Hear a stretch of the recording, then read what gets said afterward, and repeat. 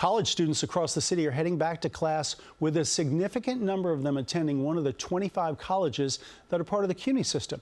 Dr. Felix Matos Rodriguez is CUNY's chancellor and the first Latino to lead the university. He sat down with our Christine Johnson to talk about some of the challenges ahead this year. What's so great about CUNY? We're sort of the Ellis Island of educational opportunities. We have 25 campuses, so we are in every borough and every part of the city. CUNY is present. Our students mirror roughly the demographics of the city. So what we see on the streets it's are your students. It's in our classrooms, it's our faculty, it's our staff, and we're very proud of that. CUNY is the largest urban public university in the country. By the numbers, there are more than 250,000 students. 60% are the first in their family to graduate from college. 75% graduate debt-free.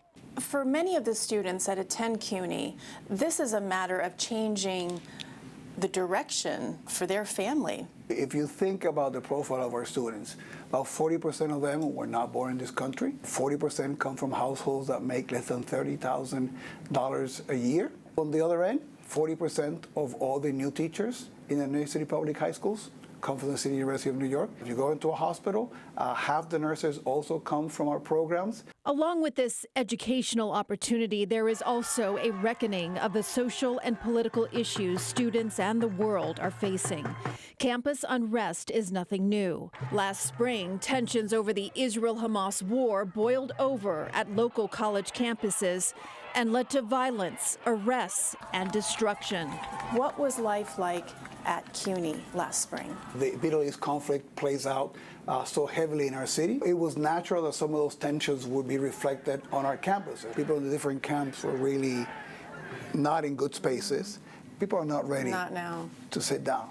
We're getting now a different signal that people said, no, we need to.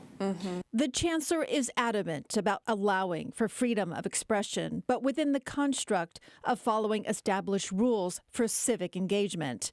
A unique characteristic of most CUNY campuses is that they blend seamlessly into the city's landscape. Restricting access, as they are doing now at Columbia, for example, is not an option here. We learn a lot from some of the things that we did that happened last spring. What did you learn? Well, I mean, I think being proactive in letting people know what the rules of the games are. So the presidents have been sending guidelines to their public safety teams, to their faculty and staff, and to the students. Looking back at history, this has happened before, right? What does it say about our present time, and how do we make sure that we're okay moving into the future? Double down in our civic engagement, double down on calling out hate.